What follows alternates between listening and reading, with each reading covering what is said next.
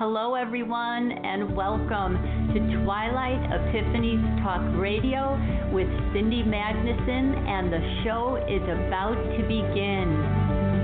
So, slow down, take a seat, put your feet up, and maybe take some notes, because this show is about you, it's for you, and it is designed to help you receive exactly what you need to be a happier and healthier you.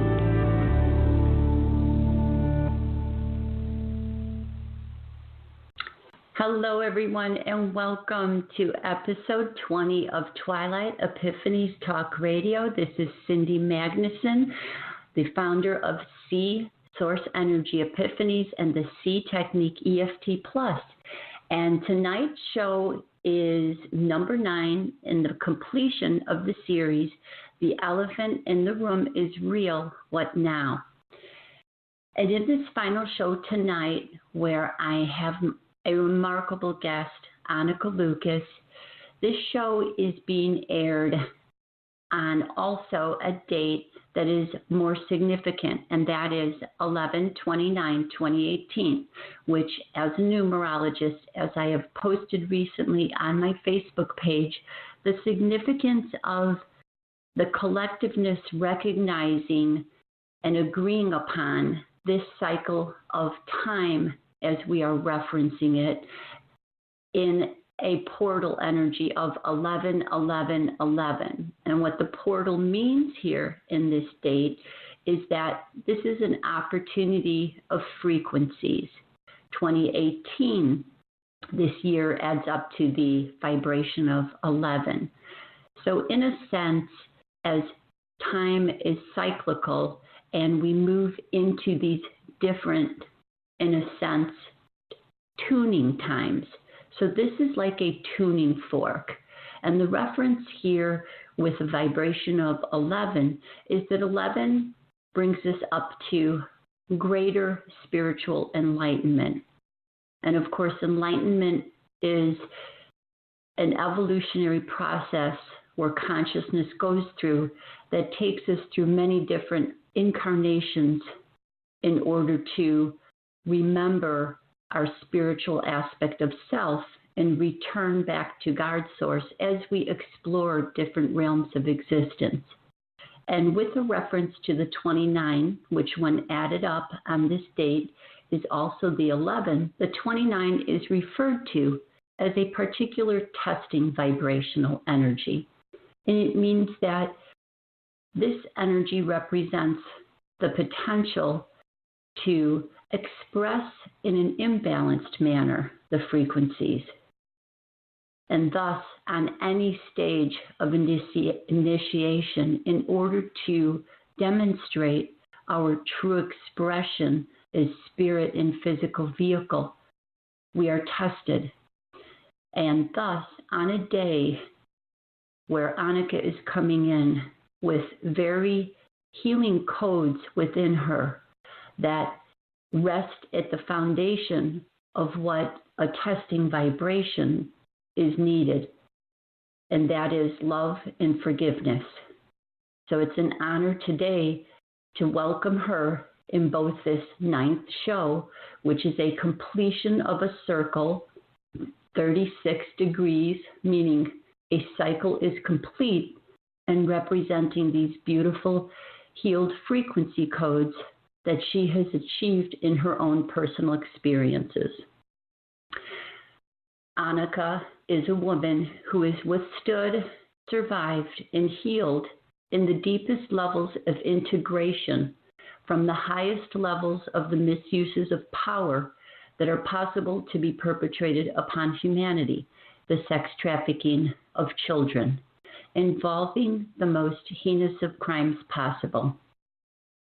Tonight, however, I am celebrating with Anneke her greatest achievement, the foundation of Liberation Prison Yoga.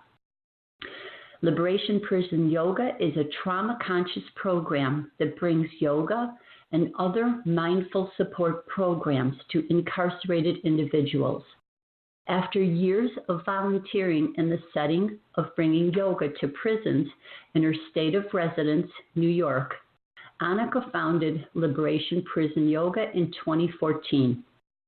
Based on the physiological, spiritual, and mental emotional components of trauma, the involvement of the suppression of the vagus nerve, and the added trauma that being incarcerated imposes, Liberation Prison Yoga is designed to integrate the keys of healing, which are the most significant in true healing, which are connecting and bringing a safe space to heal. Her program is comprised of trauma-sensitive yoga practices that focus not only on asana, but also mindfulness exercise and meditation practices that seek to heal the neural components of the effects of trauma on physiology. Knowing that the mind can change the structure of the brain, mindfulness allows new combinations of thoughts to be engaged that brings individuals beyond the autopilot reactions that are common with PTSD, anger, rage, anxiety, and depression, and the programs that are generally downloaded into the subconscious and become our default thinking and thus default reactions. Out of her own integral healing of her personal experiences being sex slave trafficked from the ages of 6 to 11, she brings her depth of wisdom to the true heart of where healing is needed the most for humanity to complete its proper journey home. With that, let's say hello and welcome Anneke to the show. Good morning, or good evening, I would say. Since this is a pre-recorded show to be released on the evening, we can say both. Hello, Anneke. Hi, Cindy. Thank you for that beautiful introduction. I love your language. Thank you very much for inspiring me very much. Okay, in our talk today, I've asked Anneke if we can begin with bringing the audience into her firsthand awarenesses that from her experience, she experienced and saw firsthand the depth of the scope of what is taking place. So Anneke, can you begin here with what you observed as the expanse of the rings that you were involved with, and even maybe taking us into how many different organizations and percentages of them are potentially both aware this is going on or participating in what is taking place in these elite pedophile rings?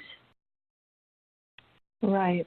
Well, thank you for asking the question. I obviously was very young. I was between 6 and 11. So from what I gathered, first of all, I was trained to measure power. So I didn't know who these people were on the world stage at all. I didn't know that they were the most powerful people in the world. I just knew that they were very wealthy, and some of them I later found out were very powerful, but I didn't actually know it at the time. I would take each person as they come and measure their relative power, even though when they were with me, they were perhaps less acting like this very strong authority figure that most people would know them as. They were, in fact, allowing some vulnerable Bart to be released in my presence. So I didn't always think of them as very powerful, but I could gather that these were people who had power in the world, that had great means. And I knew that, that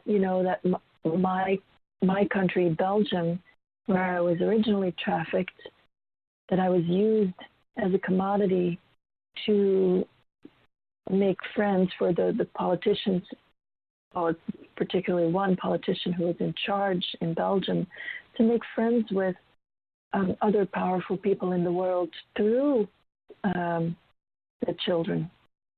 So by basically sending children as gifts, if you will. So the children were used as a commodity in different ways, both up and down, both up as gifts and down to indoctrinate rising members.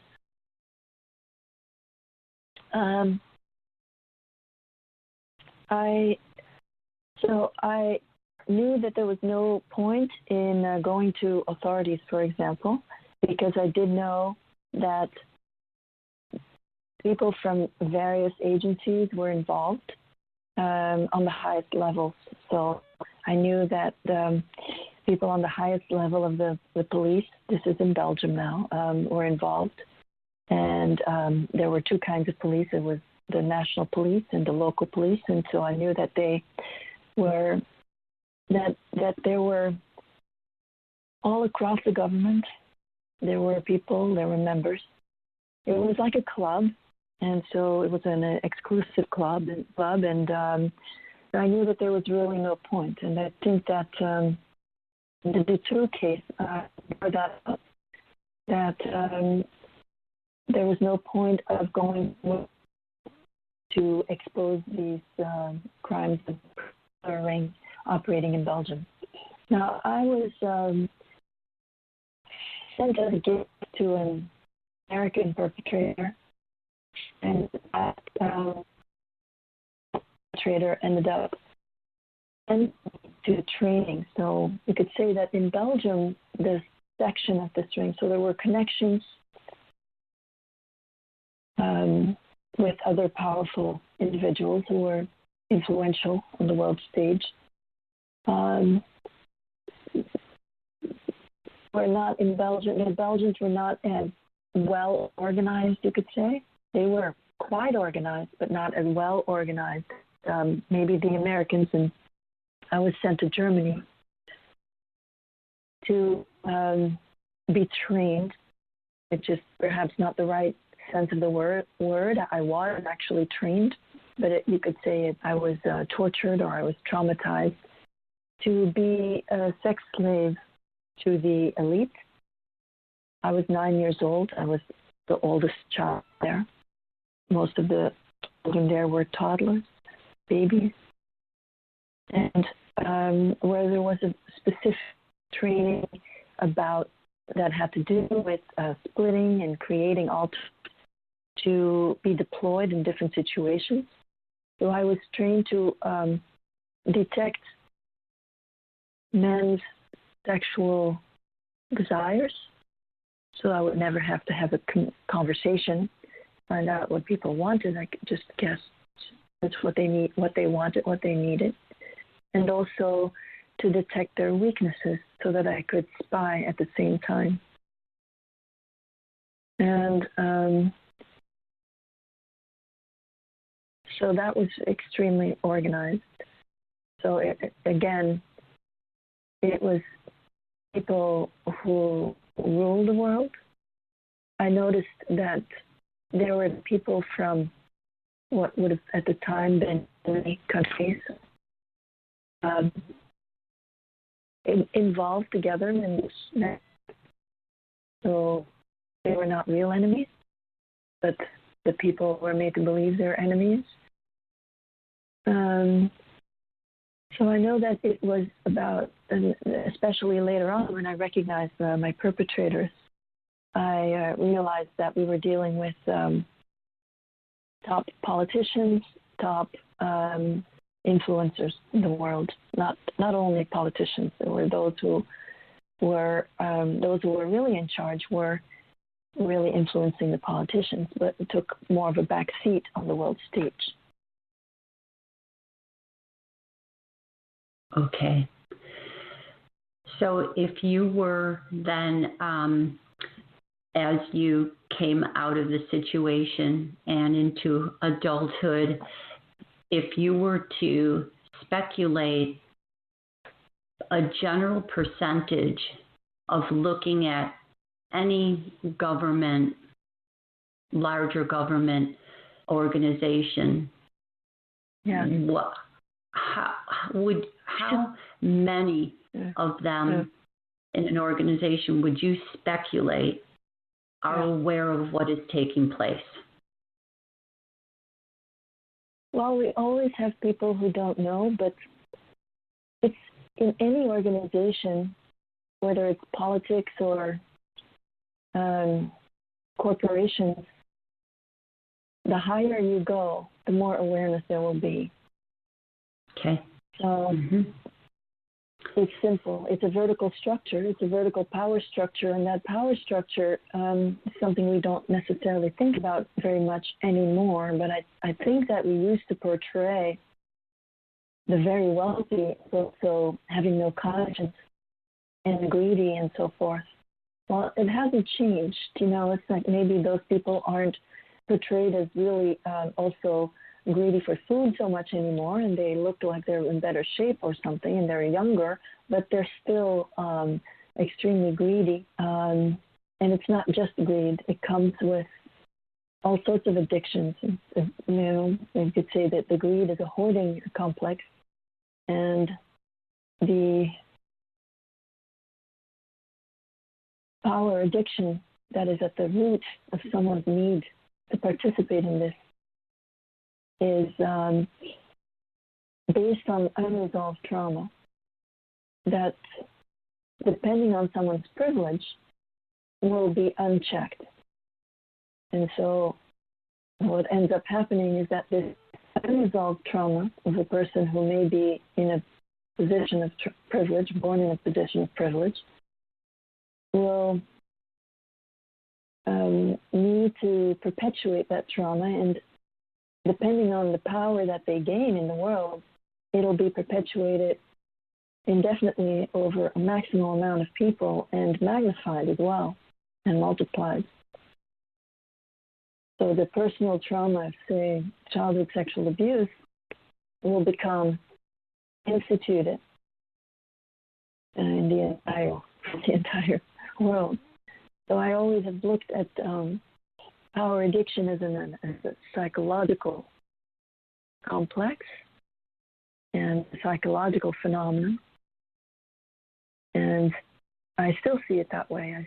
I know that there's an organization, that it's organized crime on the highest level.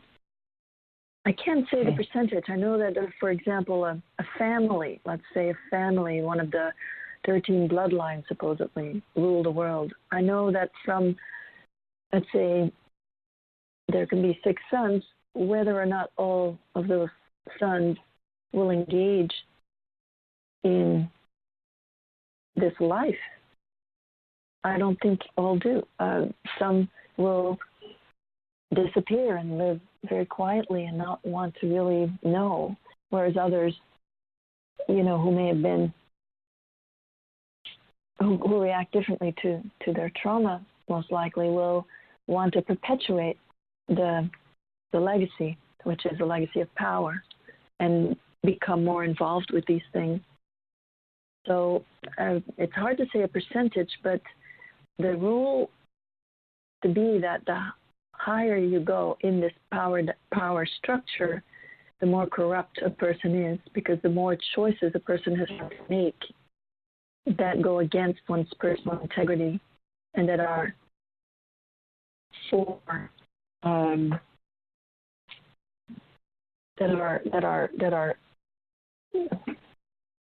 that against one's personal integrity and that are losing, that person will be losing touch with their innate sense of self through these various choices that lead them away from themselves.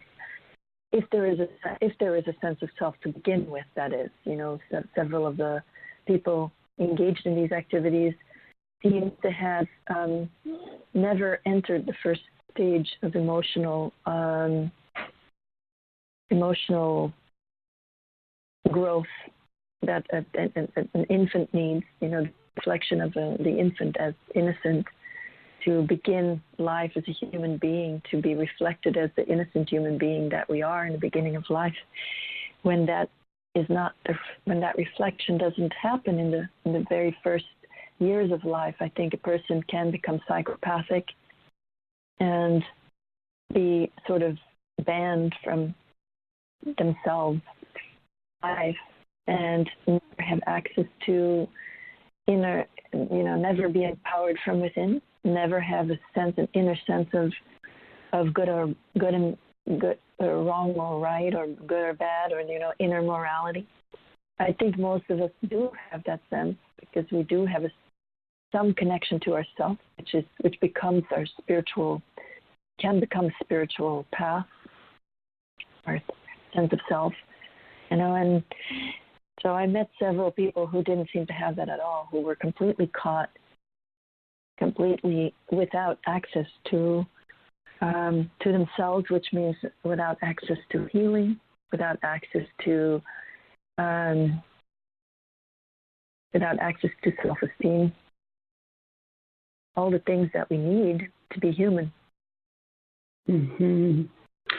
And you mentioned that you were the oldest at age 9 at that time. Well, I was for 1 month. Yeah, for 1 month I was in you could call it a training facility / lab.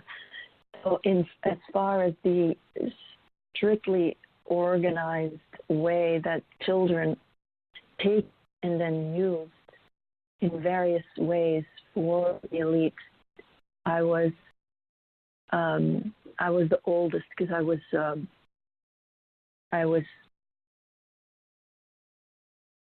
I guess, chosen by this American perpetrator to undergo that training later, but that was unusual. So that was for that 1 month. When in Belgium, I was not the oldest. In Belgium, I came in at the age of 6, and there were I didn't see children. There were some young for sure. Yeah, younger and older. And your circumstances were that your parents sold you into this elite ring. And are the circumstances the same for all children arriving in these rings, or do they come from different circumstances? Yes, I actually was an exception in several ways. One was that I was not from a poor family, which usually the pimps would infiltrate families that were destitute, so I needed that. But also already very dysfunctional, so that there was a degree of neglect that if the children were taken, the parents weren't really missing them, or if the children never came back, that the parents would accept the death certificate, not cry out, try to make a case about it. Okay. But my own family was not destitute in any way. So it was more that I think we were chosen because my mother clearly is not all there. And I that was clear to everyone, but it must have been clear to the woman who targeted me. And I did originally get groomed by pimps. That was the cleaning lady who I believe was assigned to work with us. I'm not sure, but I think that the woman who targeted me was a woman from a noble family who was involved in this network and became the contact person to my mother later. Originally posted this woman to work for us as a cleaning lady, and she and her husband would then start to take me out together with other children, do things with me on weekends, and take me swimming and do regular activities. And just offered to take me off my mother's hands. And when I started being abused, certainly told my mother right away, and she then sent me back. So I think that the coast is clear after that.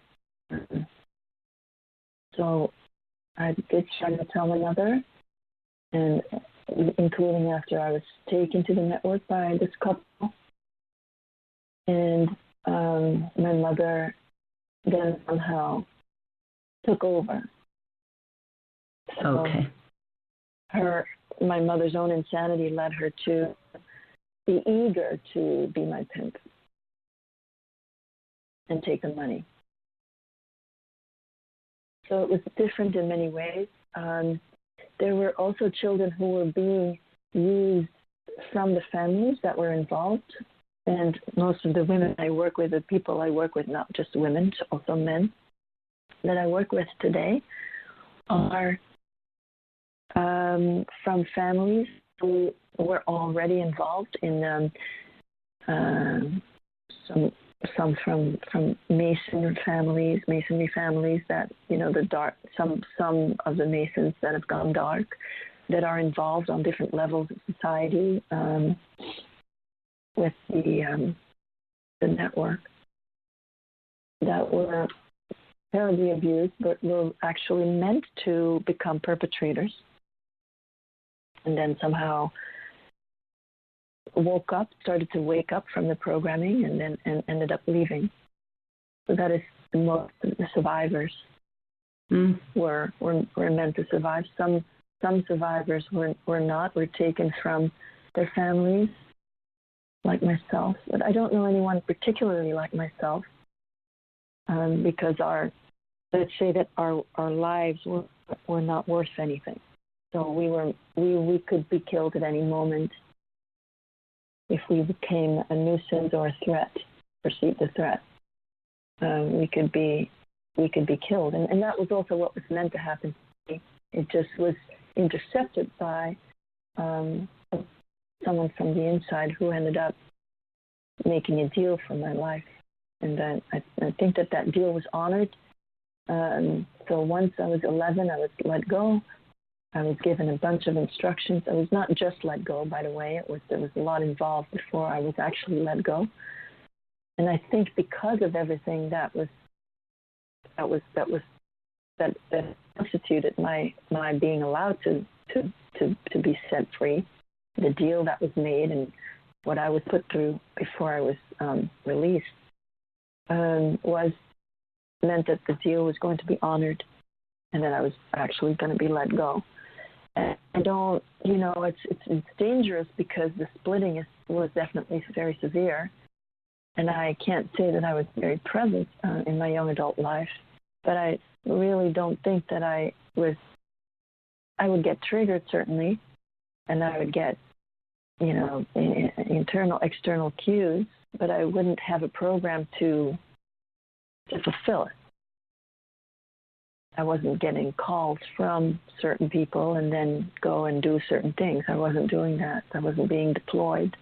So I wasn't active.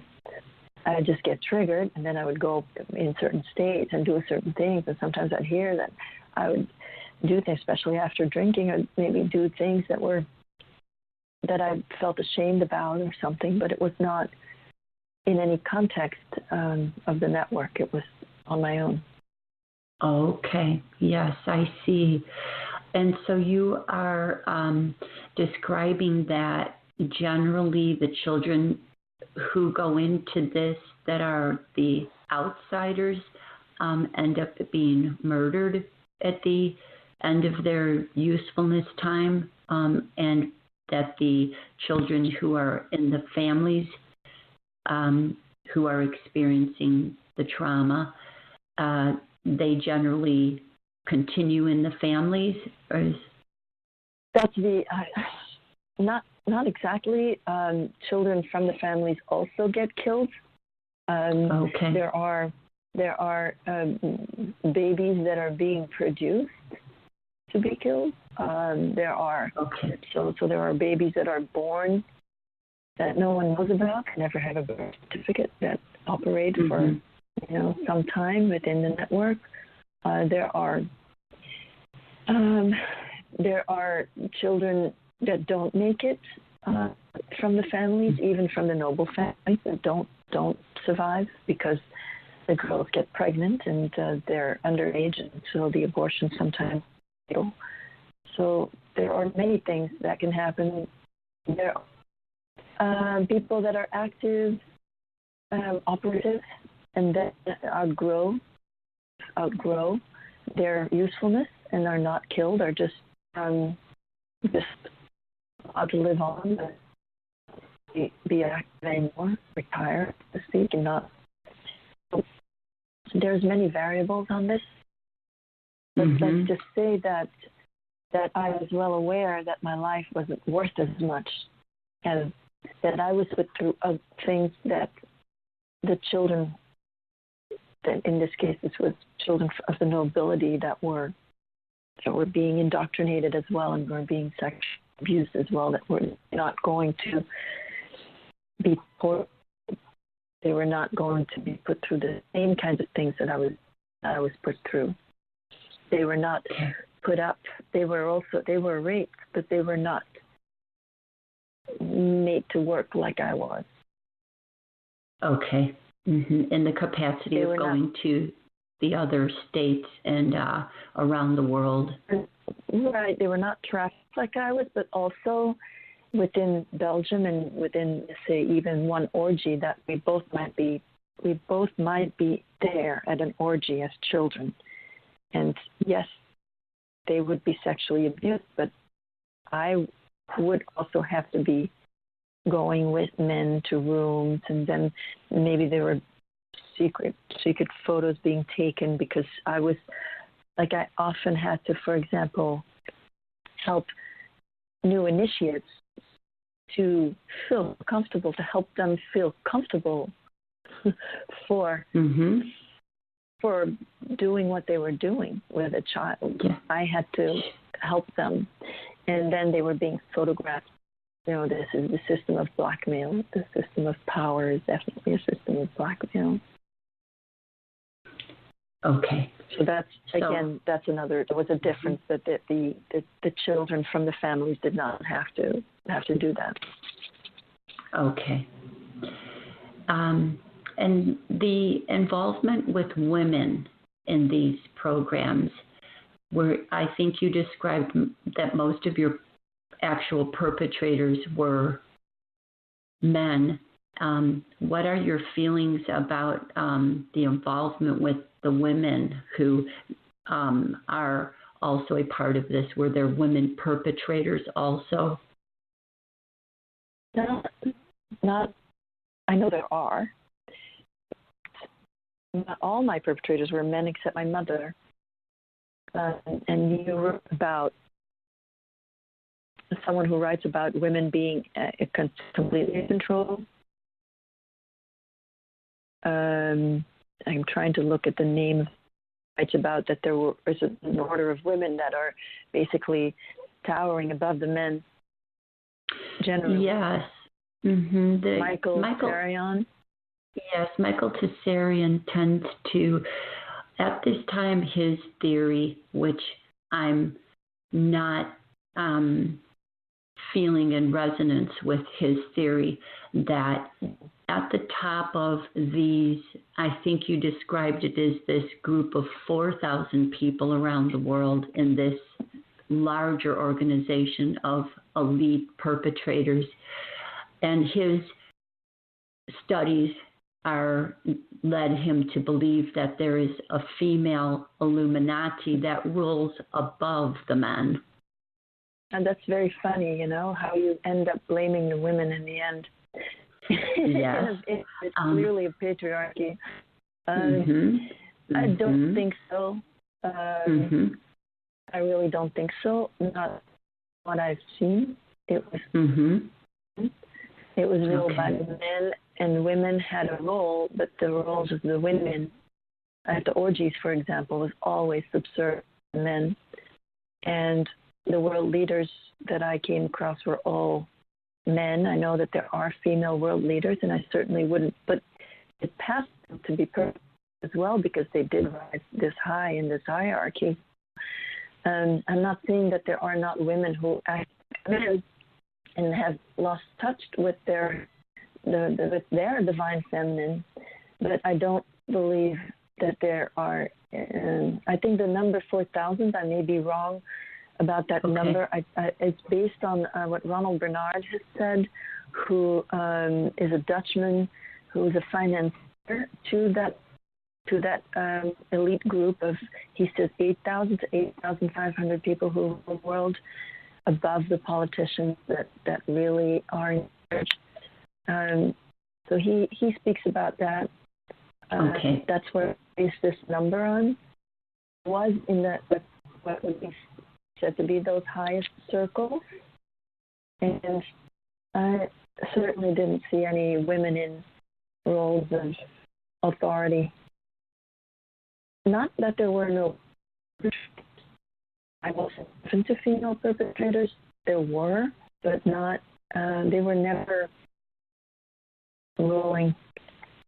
It's.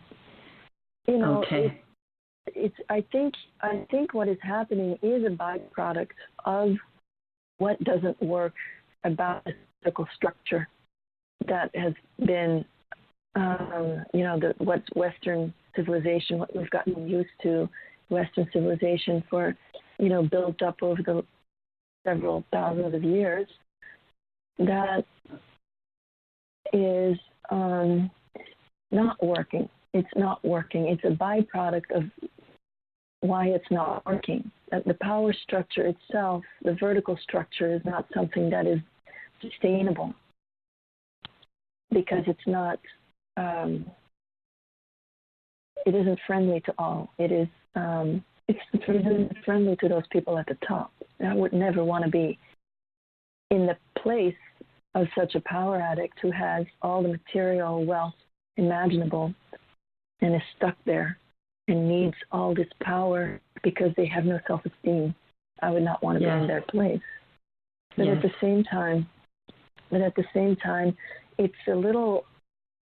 seems a little bit pejorative to me to say that is then ruled by women, because it's the female that has been so defiled in this. That the problems are from having suppressed and defiled the female over these years in this particular patriarchy.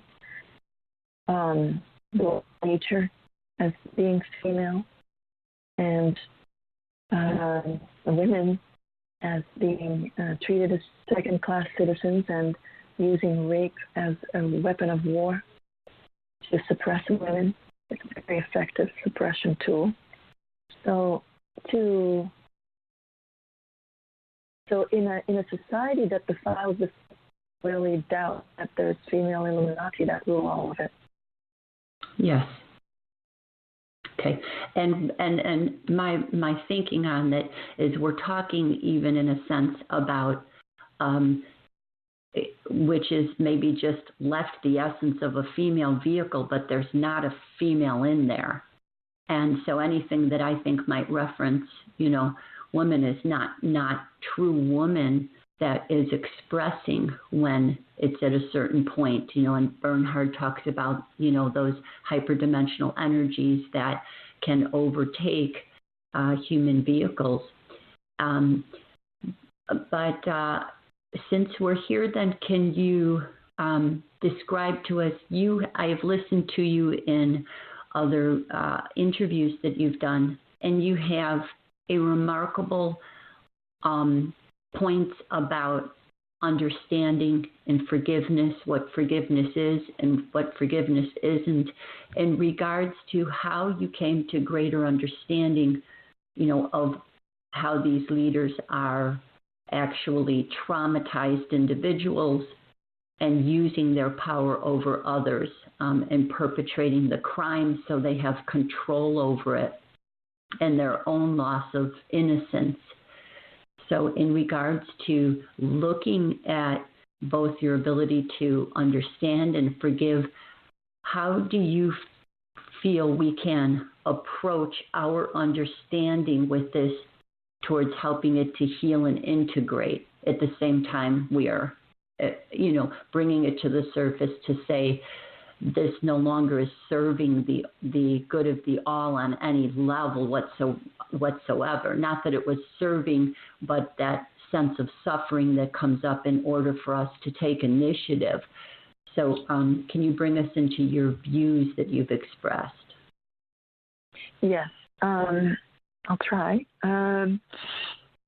So I have healed. I spent most of my adult life healing from past because my life wasn't going very well. It's very difficult to live without self-esteem, and obviously you could imagine my self-esteem was heavily damaged.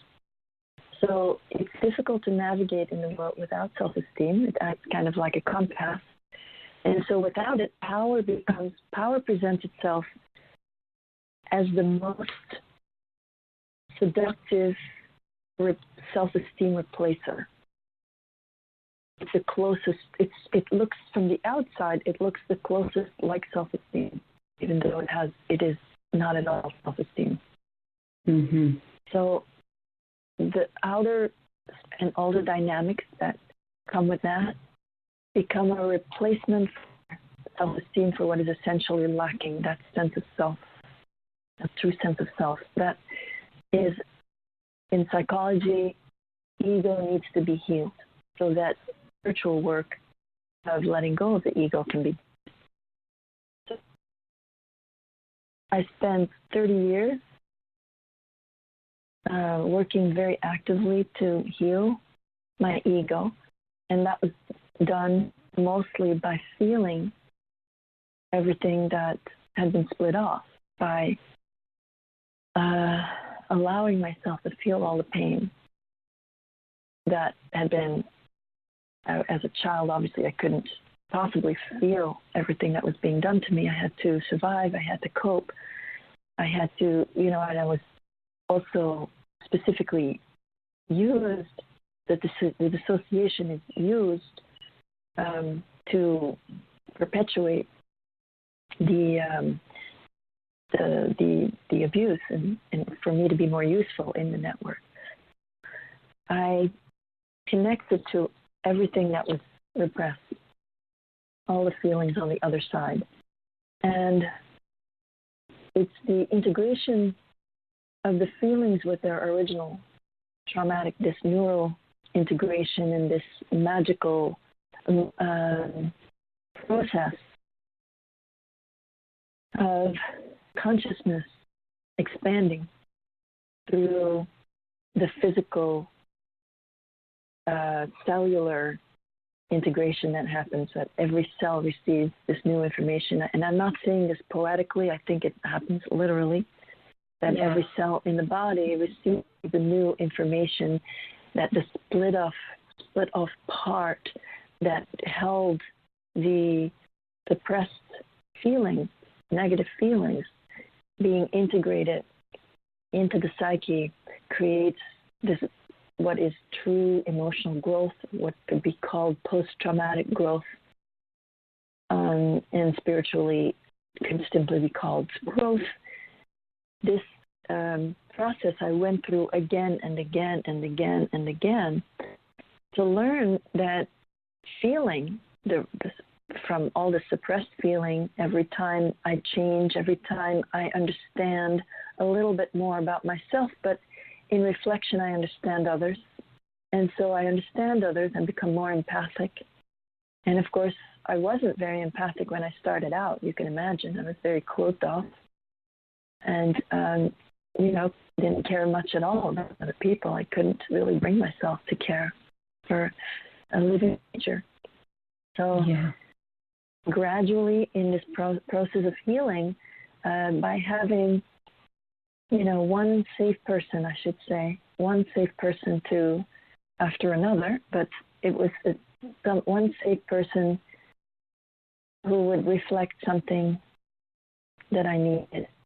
And then a great therapist who was helping a lot The practice of yoga was helping me to integrate my body so that I had an awareness of the body and could live inside my body. And also as a physical therapy to keep the body healthy, to maintain the physical health that I was worried about the injury sustained in the network. The modalities, writing, I'm sure, helped me a lot. So all these different modalities, but mostly the most important thing was always to have this person there, this other awareness and a person in a position of authority who offers a new blueprint, a new emotional blueprint of safety. What we fear, we traumatized people fear, or to be, a repetition, and that there's going to be another rejection, and maybe on the subtlest level, even judgment would be the subtlest form of abuse, of distancing, of fear-based action towards the other instead of love. So to gently be exposed more and more to safe people and allowing the safe people to offer a new blueprint and a new possibility for the mind and for the body-mind system. That's the first requisite. And that is it's a gradual healing process, but I came up with a healing modality based on my own healing and then the work in the prisons afterwards. I'll talk a little bit more about that later. But I did come to a place where I realized that my complex, which was vast, was healed. And it felt this is the beginning of self-esteem. Guilt complex makes it also very difficult to live in the world because everything is put into question. So it's difficult to have a simple transaction, for example, was always wondering if I did something wrong or if I had done something wrong, and always just interjecting. Just the ego is just not healthy enough to not impose itself to wonder, what I may have done wrong. So it was 2013 before I actually came to that place on a specific date. And that was sort of said, okay, now this is the beginning of self-esteem. I'm not going to second guess myself anymore for every little thing. And things changed very quickly, very dramatically. And it did grow from there. And it was also the moment I realized I can now begin to speak about my past publicly, which, I would have never been able to do before healing this guilt complex because it would backfire in some way. So I keep going from there, and through going through this process of healing, I could also understand perpetrators. I could say that I've suffered probably more than they did as children, but on some level there's these similarities.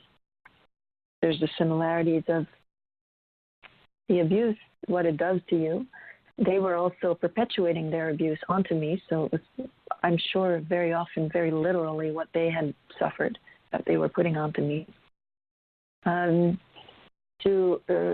received it, so I had it inside of me. So I had the capacity to know it, and then by my own healing, I knew it. And that is what ultimately led to me feeling back in touch with myself, being grateful that I had the capacity to get back to myself, and to know that I'm really doing well. I'm not to be envied. It took a long time to get over my envy of their respective position, and also perhaps that would be celebrated people in the world, whereas I would hear their names and I would be the one holding this dark secret about this person without any capacity to then reveal this secret. So yes, it's difficult. It's difficult. And I'm not the only survivor who struggles with it. I have struggled with it. Other survivors struggle with it. Hearing the names of people who were their abusers, who perhaps very sadistic, and then having people who think of you as a friend to celebrate and just drop these names and, wish them well and want them to be your leaders and so forth. So this is all very, very difficult to handle.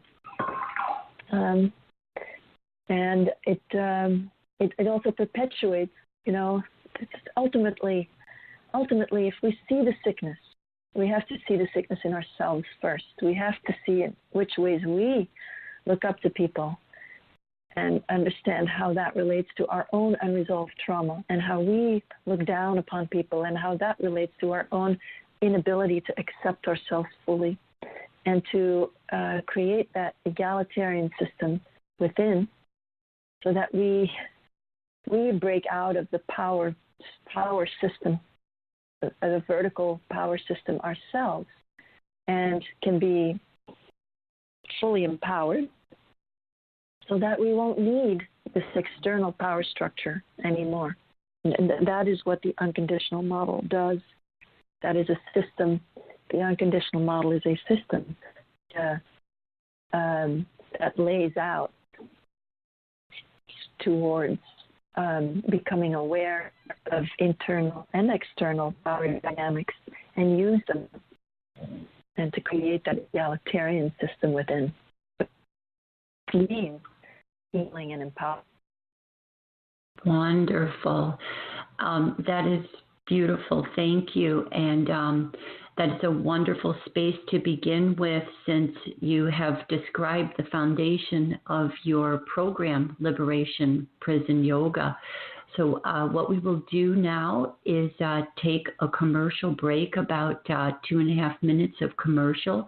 And then when we come back, I will love to have you talk to us about the program that you founded.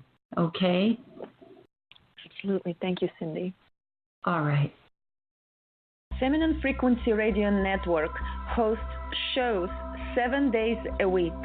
Call in to listen live 929-477-1183 and dial 1 to connect to the studio to ask a question, or listen online via blogtalkradio.com/Feminine Frequency Radio Network. Organic Frequency Radio Show is 1.5 hour live chat with Stephanie and Oksana and their lovely guests about the nature of existence and holistic way of living here and now, and perhaps even after. Join us every Monday at 6:30 p.m. Pacific Time. Call-in number to listen live is 929-477-1183, and to ask a question, press 1 to connect to the studio. Our guests share their stories and walking path of their healing, along with services that they have developed and packaged for the rest of the world to experience and benefit from. We're here to hold a space for an exchange of experiences for the purpose of evolvement and expansion of consciousness. Hello and welcome. You are now entering the corridors of Twilight Epiphanies Talk Radio with your host, Cindy Magnuson. Premiering Thursday evenings, 7 to 8:30 p.m. Central Standard Time on Feminine Frequency Radio Network, you are invited on a talk radio journey to the center of self. Join us as Cindy guides you, the listeners, in sensory and perception upgrades where revelations and golden epiphanies pierce the veils of illusion. Don't miss this opportunity for your next dose of Twilight Epiphanies. Okay, and welcome back, Anneke. Are you there? Yes. Hi, Cindy. Okay. With that remarkable foundation that you talked about in the, your healing modalities that you found were the most beneficial for doing true healing, which you are bringing into the prison systems. So can you describe to us what your program involves in the way of the trauma-based and trauma-conscious yoga that you're doing in the mindful practices there in New York? Absolutely. Thank you, Cindy. So I founded Liberation Prison Yoga. It was not something I planned to do at all. I had no idea ever, no desire, but it came to me, I guess, as it was meant. And I was extremely moved seeing a photograph of a incarcerated person with their hands together in the namaste. And it was just, the emotional impact was so strong. And so I reached out to James Fox, who was the teacher of that particular person in the photo. And he created Prison Yoga Project.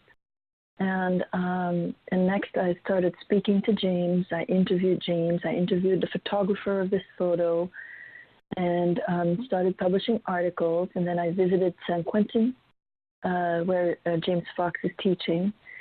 And I found I very strongly relate to the incarcerated people. And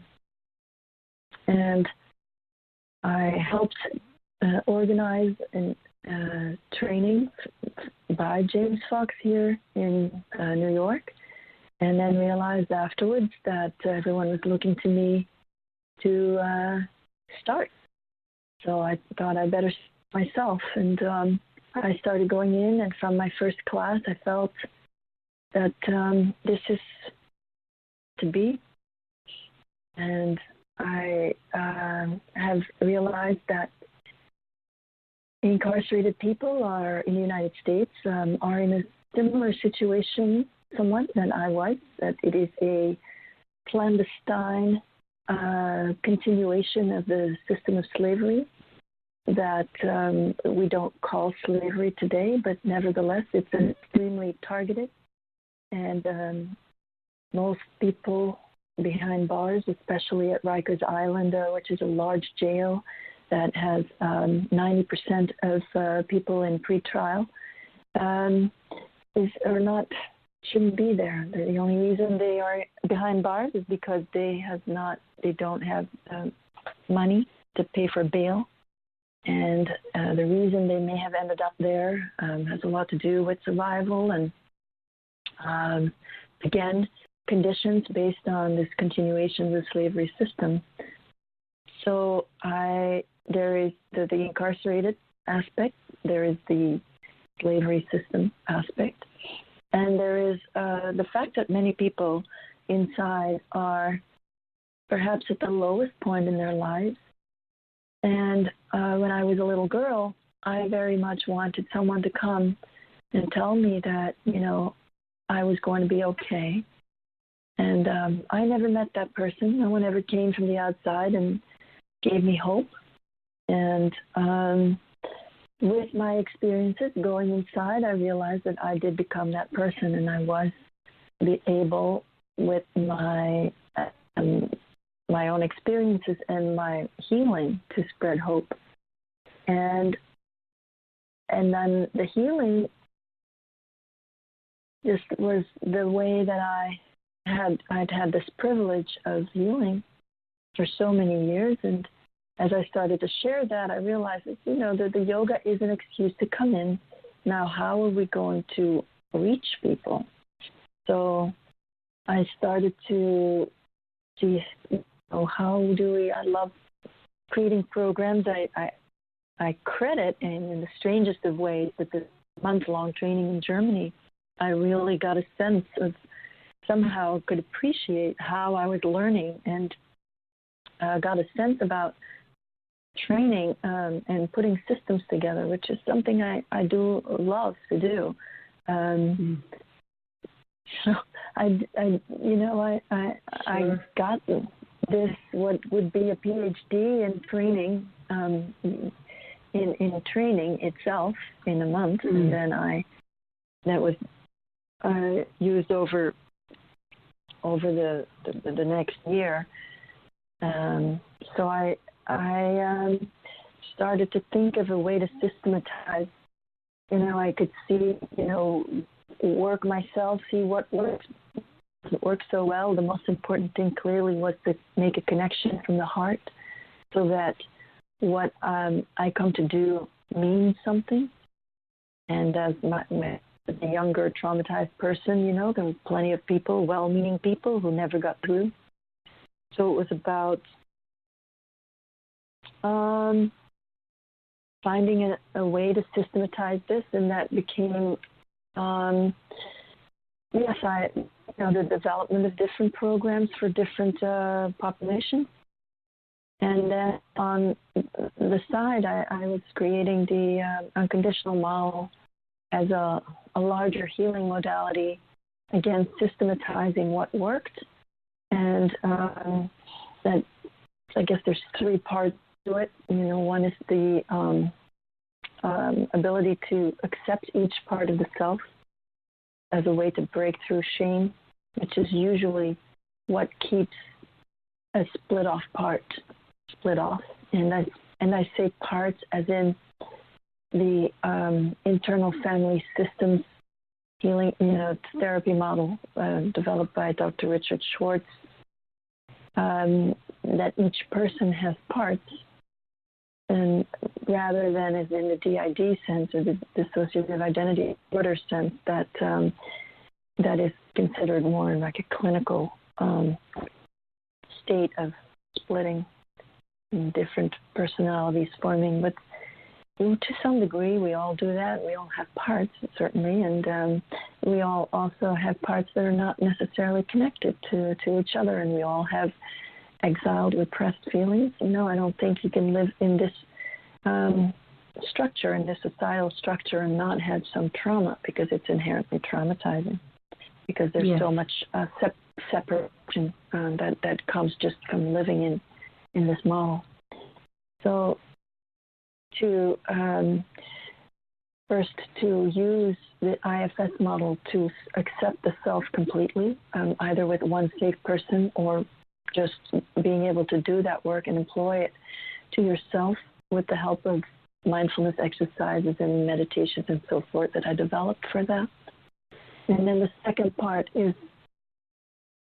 to use awareness of power dynamics, external first, to just place yourself on the external chart, to say, of privilege and so forth. To just place yourself, I think that doesn't take people very long to do. It's just something that we don't necessarily think about, or we may feel ashamed to place ourselves on the exterior power chart. But it is for the purpose of being able to clearly at this, because power dynamics inform a lot of our feelings towards people, towards other people, but it's not something that we generally talk about, because there's this awareness of power and what it means that needs to stay away from general consciousness, I guess, for it to work. So it's to look at our first externally, but then more importantly, internal power dynamics. That is to say, how former authority figures from the past still have a hold on us, and how we reflect our own self-hatred, as lack of self-acceptance out by looking down upon others. So it's various exercises and systems to first gain awareness of power dynamics and what it means, and then use different exercises to break out of it and to help us do introspective work, to look at our reactions and feelings, and to be able to place them in this very accepting way, to trace the feeling back to its original traumatic source, connected to the original authority figure who may have caused the betrayal or the hurt or the pain. And, and again, either with the help of a safe person, whether that's a therapist or a friend, but there needs to be, in the beginning, one safe person, but it is something that could be done by yourself very well, very easily afterwards. And then eventually the third part would be to be able to pass on this easily, simply to others, to help reverse trauma in others. And that can be done sometimes in a matter of a minute, or it can be done over a year, but it provides a structure to follow with the conditions to help others. So I'm speaking more about the unconditional model, which I'm writing a book about, that is separate from my work. It is in a way separate from my work in the prisons. Liberation Prison Yoga is a separate organization where I've been, creating programs and bringing this unconditionality to change the system from within, to bring this unconditional presence, to bring this model, this egalitarian model, like training teachers to be fully present with students rather than coming from a place of authority, coming from a place of expertise and unconsciously, using or covering over personal trauma by needing a position of teacher, some kind of authority, some kind of status towards the students just to cover trauma. So it's really about being open from the heart and being present with rather than teaching down. This is a lot of work, obviously, because it's so ingrained in the yoga world. It's one of my pet projects to help bring this change about in the yoga world, which has been so westernized that a yoga class doesn't really resemble anything of the potential of yoga. So, the organization does that, and it's understandable that there is such high demand, especially once we go in to a facility. There's great demand, certainly from the population, and it's been a struggle and a great lesson of mine to learn to manage it as a business, as a nonprofit business. And that continues, that challenge continues. I've actually had to shut down some programs when there's no way to fund them, for example. And there are still several programs that are not funded, but I'm trying to get funding for them so that we can exist and we can survive as an organization. And so I'm learning tremendously in this process. And everything in its time. The organization is doing very well, and I'm also ready to let go of that managing role and be involved in the capacity as a founder and do what brings me the greatest joy, and that has to do with the programs and the curriculum and going in myself and being that person sharing. That's really what it's all about. So that's what I love to do the most. So I'm going back to that place of what brings me joy after learning more and more about managing programs. Beautiful. And how many different prison systems at this time have you instituted these programs into?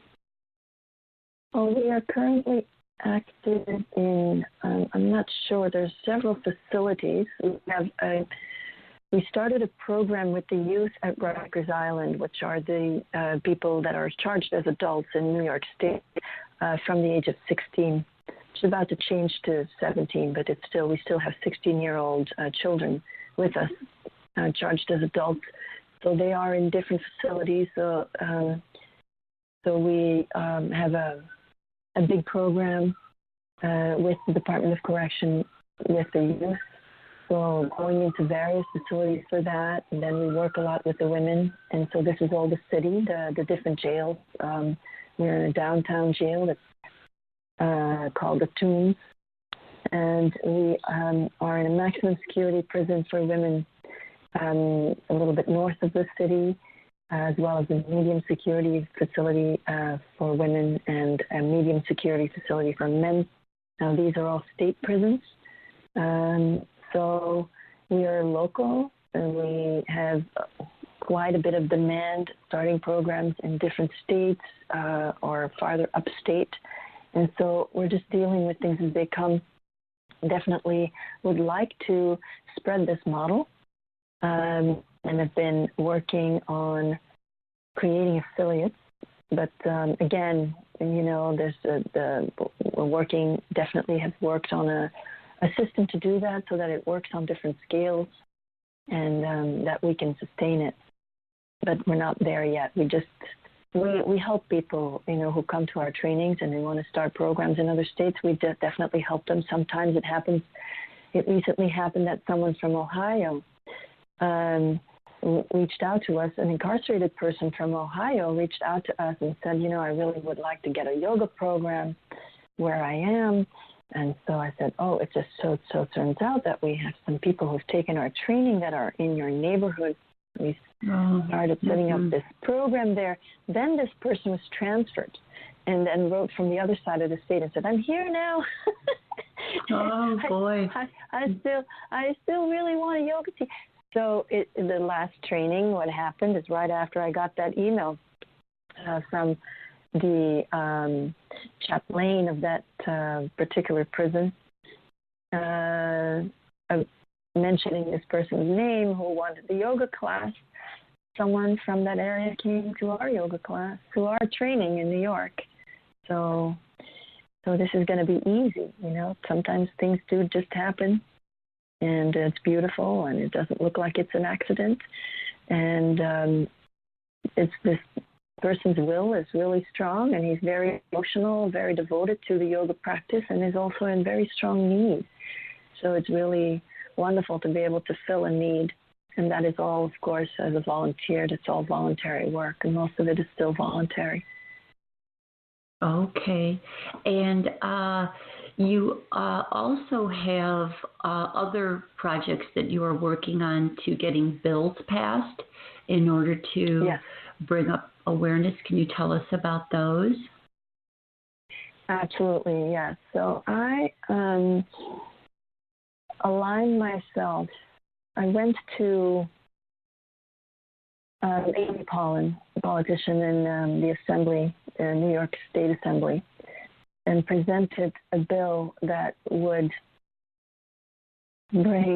mandate trafficking awareness for hotels and motel staff, as well as posting signage to describe sex trafficking, to post a hotline, the National Trafficking Hotline.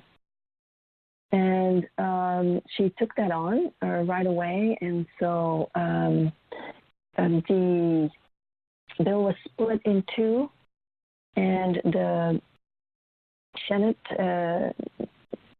passed part of the bill about the signage. So at this point, it was passed on August the 15th of this year, and so as of September 15th, this should have been implemented in all hotels, should have signage and visible places in the lobby, in the toilets, with posting the hotline number. But also the other part of the bill is still in the Senate, and so I'm still collecting signatures to present to the governor so that this bill will be signed into law to mandate the training. Because I was taken to a hotel. Now, it took me quite a while to actually even understand that this was trafficking, because I wasn't actually, when I was taken to this hotel by the, as a 9-year-old girl, I was taken on a private jet, and then I never went through customs. I was picked up on the tarmac by a handler taken to a nearby hotel, a big chain hotel, and we walked in. I walked in with this handler, and I was put in a room, and I was just there for an hour, and I was very scared. I thought I was going to be killed, and this, we didn't have luggage. There were a lot of signs. I don't think I looked like I belonged with this person at all. I didn't speak English very well.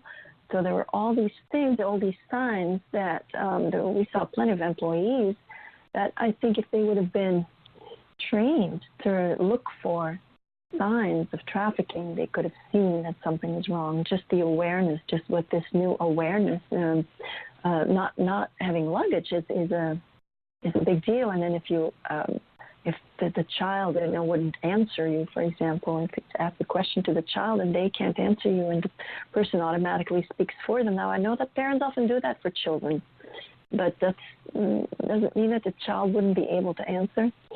And in my case, it would have immediately revealed that there was something really wrong. And so there was this hour or so that I was locked in that room. I wasn't locked. I wouldn't have known where to go. If someone would have noticed something, they could have checked in on me because I was left by myself. There were all these missed opportunities for me to be rescued then. And I want not only to pass this law in New York, but I'm planning to take it to other states. There are states where, like in Arizona, the things already have started to. This has already been picked up by certain people. It's already been advanced by certain people, but I'm going to stay on that. Now, all with this big grain of salt that we're then working within the political system, and I can tell you that it's been a learning curve for me to see that on a political level. The reason I originally was on fire about this was because I always thought if I would have seen a sign that said, for example, if you're under 18, you cannot be a prostitute. No, this is a given, right? You cannot choose to be a prostitute if you're a child. Now, I was called a prostitute. I was treated as one. I was called one. If I would have seen something that indicated, again, maybe not speak English, but if I would have seen a sign, something like that, I would have started to wake up. Maybe I wouldn't have called a hotline, but I would have started to question. I was just so brainwashed to believe that this was who I am. So but that was gone very quickly. So the political system, I noticed, that this is the system of power. That I learned that even though I'm going to continue to work on this, that's the least. It's the one-on-one work that I do with people inside, the heart-to-heart connection that is formed, and that is what changed one person's life, to bring change in one person's life, to be able to be the agent of change in one person's life. That matters so much more than anything political. Politics is all a game. I suspect that the reason that sex trafficking is so much on the radar, politician, it's wonderful. The New York Times wrote about it. The NBC News wrote about it. When all the doors open, I suspect that there's some overriding reason that has to do with potentially the agencies monopolizing the market of child sex trafficking, as was done with the drugs. There are multiple purposes for that, putting all the little in jail, potentially furthering the agenda of getting people more and more used to stories of child abuse, so as to further numb people to child abuse. That definitely seems to be part of what's happening right now.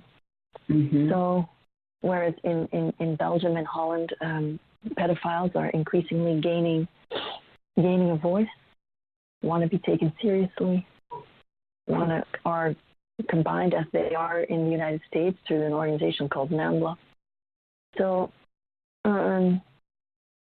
there's all these various reasons that come from, let's say, literally above to those people acting like gods on earth that make me slightly suspicious of the reason that child sex trafficking in general, as human trafficking, has become such a big topic.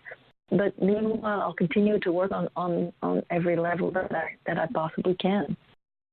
Yes.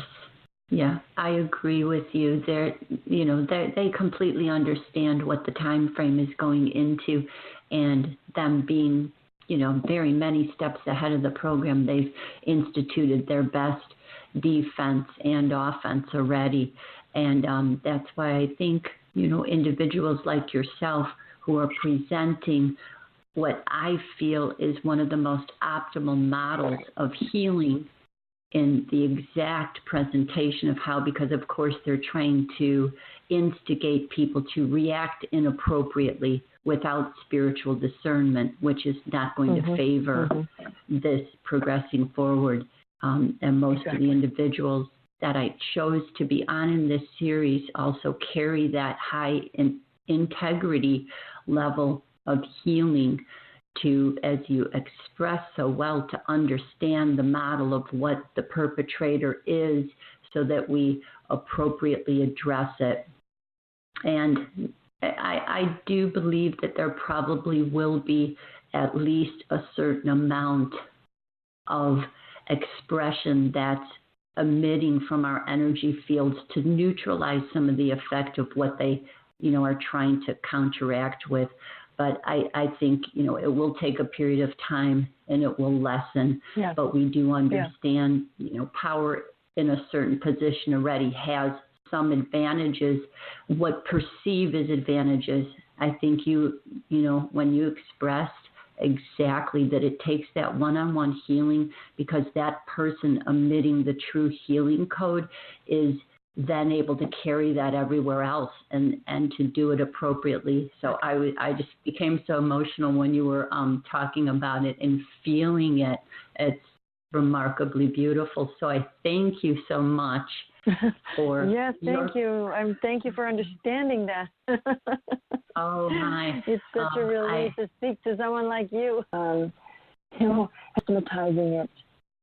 Yes, the unconditional model absolutely is a system to help empower individuals and to get out of the victim identification, to be able to be empowered, and then that means to take responsibility for one's own actions and choices from that morality from within, that we don't need an external authority to tell us what is right or wrong, that we don't need to give our power away to anyone, that we don't need eventually police,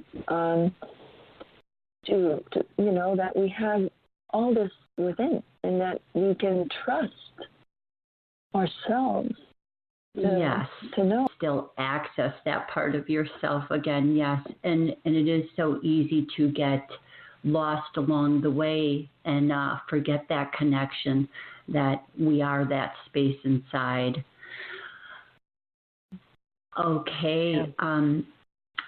Now, would you also tell the listening audience how, if anyone is interested in getting involved with your Liberation Prison Yoga program or instituting something in their area, and also as well as donating and anything else that you have upcoming that they could participate in?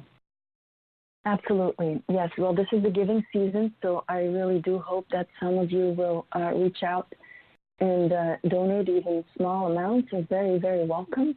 We really use them, and they mostly go to programs directly, so there's really very little overhead. So the website is www.liberationprisonyoga.com, and there is a support the cause menu head where it's very easy to donate. There's a little video explaining a little bit more, but it's just a 2-minute video, a little bit more about the work. So donating directly to Liberation Prison Yoga, we're going to have a campaign for Giving Tuesday, which is later this month. So we invite everyone to participate, maybe start a fundraiser on Facebook to benefit Liberation Prison Yoga. You'll find us as a nonprofit organization on Facebook, and you can, every person can start a fundraiser benefiting us. I would love people to do that from now until, certainly Giving Tuesday, and help us with that campaign. And we have workshops. Our workshops are very popular. People come from all over the country to our workshops in New York, but I've also traveled. So if you were interested in bringing the Liberation Prison Yoga workshop to you, I'm completely open to that, and I'm excited to bring it. And I also go and speak. So if it's particularly about the unconditional model, I speak. I was at the University of Elizabethtown last week, speaking and doing workshops about the unconditional model. I love working with university students. People really get it, and are very awake to the realities of what's going on right now, and it's kind of easier audiences for sure. Just really aware. Young people are much more aware, it seems. So anywhere you are, you can bring us there, or you can inquire about coming to New York. We have several trainings lined up. So there's me personally at AnnekeLucas.com, and there's Liberation Prison Yoga, liberationprisonyoga.com. Whatever it is that you are most drawn to, whether it is the personal story and healing, or whether it is the work in the jails and prisons and the justice-involved populations, so we can address what your specific interest. Wonderful, wonderful. Well, thank you, Anneke, so much. As we are rounding up the end of our time together here, I deeply appreciate you taking your time out of a very busy schedule with all that you have going on there. Thank you for all that you have done. And I really appreciate you having me on, Cindy. I really appreciate your length and your awareness, and it's just an absolute joy to speak with you. Thank you. Okay. And we will definitely have an open invitation for you to return at any time that your schedule allows again and speak with us on your continuing project and your philosophy, your healing philosophy, which is so beautiful. Okay. Thank you so much. Okay. All right, everyone. Thank you. This will end our show for tonight. And I will be announcing what the next series is after this, or what set of shows I have upcoming during the week here. So I will see you all in a week. Bye-bye now.